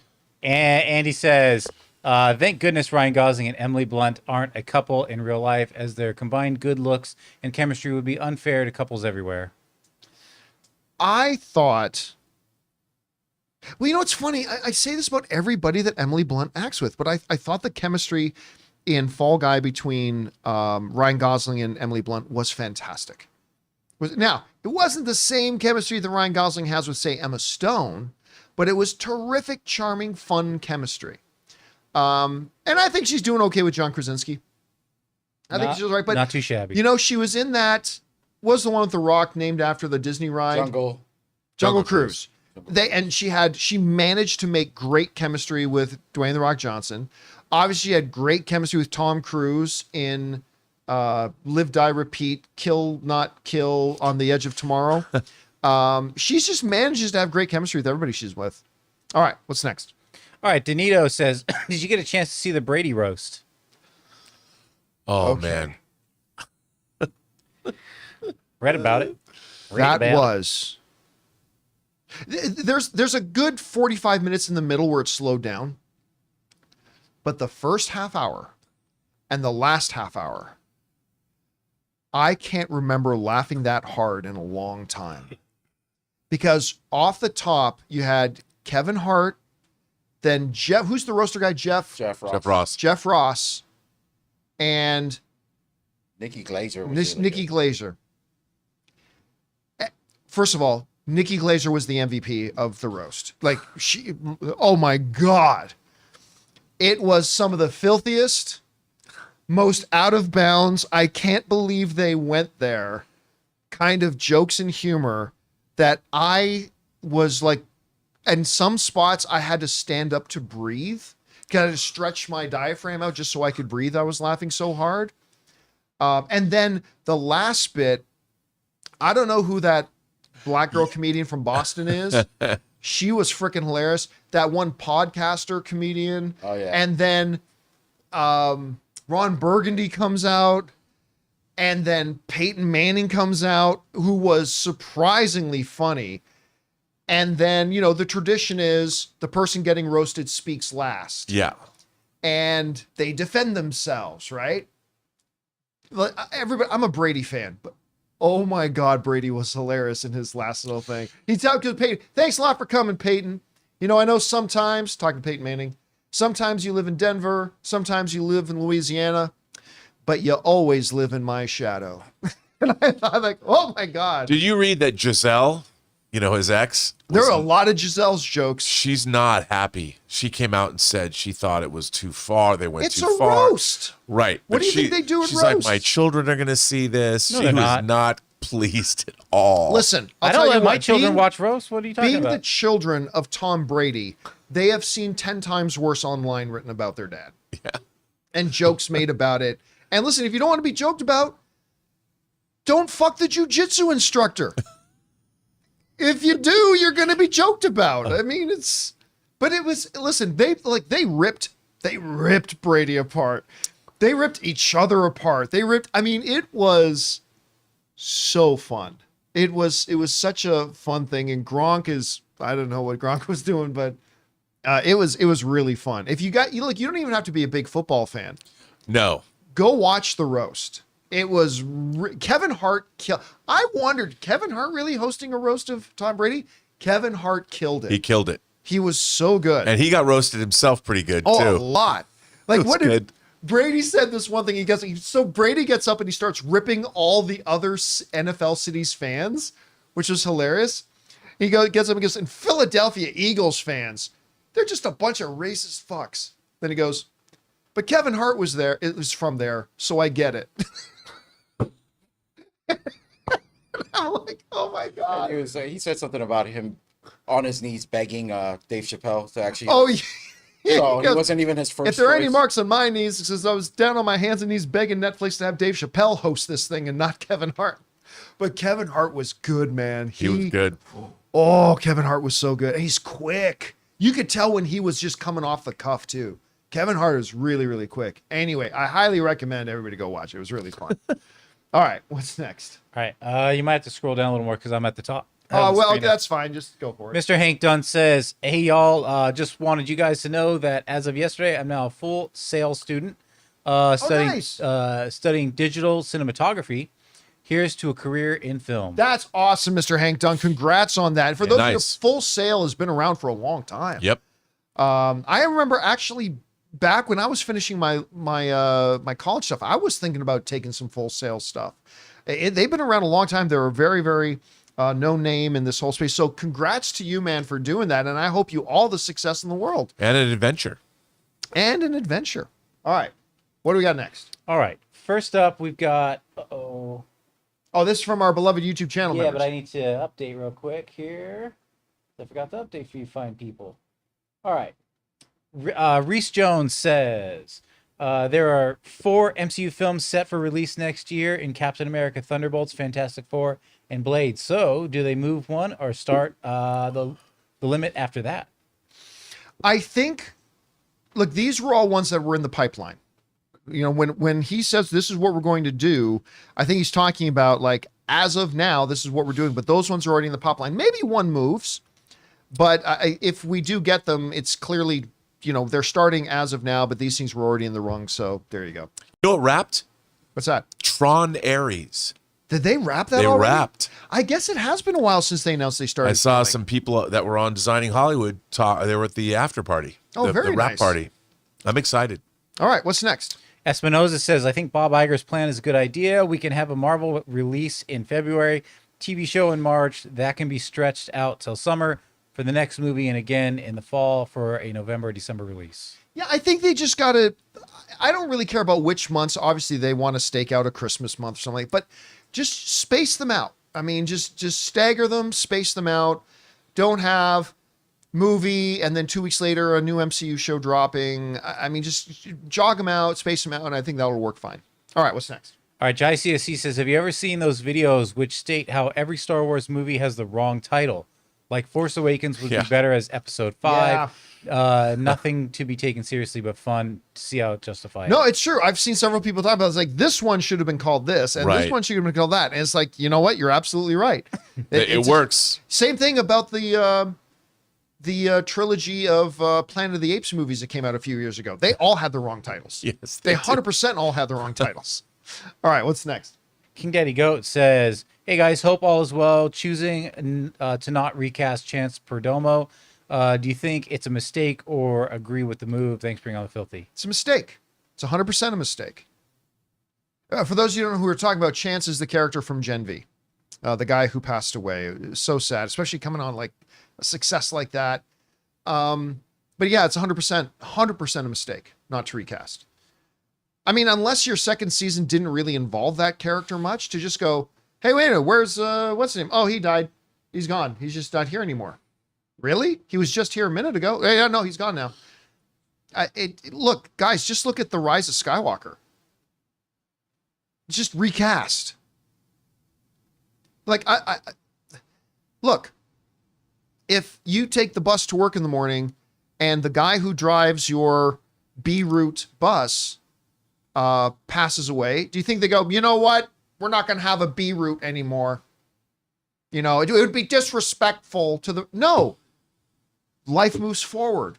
The art and the show goes on. We pick up for the people we have lost and we carry on. And they put in another person to drive that vehicle to get people to where they need to go and all that kind of stuff. It shouldn't be that any different for the world of entertainment. And it's not disrespectful to carry it on. It's what we do as a race, as a species. And ultimately, you're going to hurt the show. Because the plan was to have that character in the show. So now you're going to hurt the show. For what? You respect the artists by carrying on their art. And I think it's a mistake not to recast. I really do. Again, I don't get mad at it, just like the Carrie Fisher thing. Like it was a bad decision not to recast Princess Leia. But I don't get mad at it because I know their heart was in the right place. Like they make that bad decision with the best of intentions and the best motives. Same thing with Black Panther. They completely should have recast T'Challa. But I understand. I can't get mad at them for not doing it because their heart was in the right place. I get it, and I don't get mad at it. But not being mad at it doesn't change the fact that it's the wrong decision. So they absolutely 100% should recast. Anyway.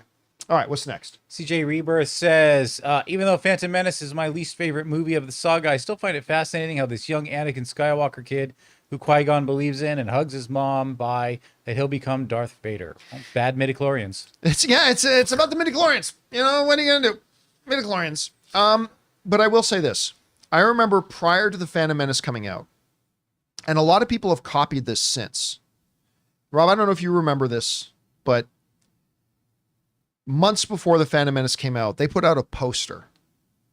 And all it is on Tatooine with a little, stone Hubble home with a little Anakin Skywalker standing in front of it with a little backpack, but the shadow being cast on the wall behind him was the shadow of Vader. It was great. It's one of the greatest posters ever. Like again, a lot of people have mimicked that, have the character, but the shadow is different behind him. That's been mimicked a lot since. Yeah. But Simpsons. I remember when I saw that poster, man, the first time, dude, I nearly drained the dragon. I mean, I went like I went crazy for that. It was an amazing poster to this day. And even though I know the movie turned out to be shit, it doesn't matter. I mean, I look at that and it was like, that was such a brilliant poster, man. That was so good. Anyway. But you know what? Here's the thing. I had this discussion with a friend of mine the other day, Rob. I want to know what you think about this. Uh-oh. The way we do things today and stuff. What was I just watching the other day about? I watched Tales of the Empire, the new animated Star Wars. Yeah. All right. Fabulous. I think it might be the best animated thing Star Wars has ever done. Whatever. Some people disagree. That's fine. But I remember watching basically the origin story of Morgan Elsbeth. And like how she became bad, right? And it reminded me of, see, we're okay with this because we started seeing her when she was already bad. A lot of people in Doctor Strange and Multiverse of Madness got real mad. You can't make Wanda bad. Blah, blah, blah, blah. It's like, dude, they totally laid it out in WandaVision. She was going bad. But at any rate, people, you can't make Wanda bad. You can't make Wanda bad. Well, that's only because we started with her as the good girl. If, for whatever reason, can you imagine how butt-ass crazy people would have gone in anger if George Lucas had started Star Wars with the prequels. And this little Anakin kid that everybody loves, oh no, you can't make him become Darth Vader. You can't, that's not, you can't make him become a bad guy. What, just out of nowhere? Because he's sitting there, yes, my master. What, 5 seconds ago he came to arrest him. And now he's saying, yes, my master. People would have lost their shit had they done it. But because we knew Vader as the bad guy first, it was adorable. Just an interesting observation. Do you agree with me? Disagree? No, I mean, I think you're right. I think that the big, for me, it's like the Phantom Menace and the prequel trilogy technically is so full of really interesting stuff. It's the people in it that are so stilted, and the performances. The story is correct, but I think that the biggest fault of the prequel trilogy is it doesn't do a good job of showing Anakin's fall. It shows you these things that happen, but you don't believe it. It lurches from scene to scene to scene. And the fact that we love Anakin Skywalker in part 1 is part of the problem. He's a straight up hero. And you don't see the inklings of where it's going to lead him. Like, he's not brash, and he's not, I mean, I think being the pod racer was supposed to show that he has an arrogance to him, but he's not arrogant at all in the movie, and you don't see the change. They're animals, so I slaughtered them like animals. Yeah, like, where did that come from? Yeah, it just doesn't work. I mean, and ultimately, I understand where people love those movies, but it's not, it should have been Godfather 2, but it's not. All right, what's next? Dr. Stinky says, yeah, I don't know why I did this to myself. I watched The Babadook and Baby Reindeer yesterday in one day. Wow. Let's just say that How did you get through Baby Reindeer in one day? That's quite a double feature. Let's just say that was a traumatic day. Anyway, both were great. And as a victim, Baby Reindeer hit hard. Anyway, love y'all. Bring on the filthy. Very sorry. I'm sorry, I had to go down the wrong way. Rob, you pick it up. Well, I've been reading the real story behind Baby Reindeer, having not seen it, and it's pretty crazy. And then there's a lot of wacky stories coming out around, like, the real actor and who he was dating. Like, he met a trans woman during the audition process, the actual guy, and then dated her, and then that's not right. And there's a lot of crazy stuff going on around this show that I'm like, wow, they certainly know how to pick them. But the knowing that what the story actually is, I can't wait to watch it. But it's one of those shows where Elizabeth's like, you better not watch that without me. I'm like, baby, I got you. I understand. So I haven't watched it yet. Probably this week. I can't wait to see it. All right, what's next? Amin says, based on the voice cast, seems like Mufasa will start with Simba and Nala telling the story of Mufasa to their kid. So it will be kind of a sequel, as well as, I guess, and we'll see returning characters from the end of the first film. Yeah, I mean, we talked about, again, it's still sitting right there. We talked about that the other day, that that maybe it could be that. And I'm all for that. I mean, it's got a little bit of Adventures of Young Indiana Jones and stuff like that to it. So that could be pretty interesting to do it that way. And I'd be down. All right, guys. And that'll do it for today's installment of the John Campea Show podcast. Thank you so much for being here and making this show part of your day. Big special thank you to all you guys who sent in those questions. Number 1, because you gave us fun, interesting things to talk about. And number 2, you supported our channel as you did it. And all of us involved with the show, thank you guys so very much for your support. Don't forget to come back and join us again for the show tomorrow. I want to thank the people in the room with me, Ray Ora. See you tomorrow. Jonathan Voico. See you guys. Writer, director, producer, Robert Meyer Burnett. I'm not going to live this one down anytime soon. My name's John Campea. And until next time, my friends, bye-bye.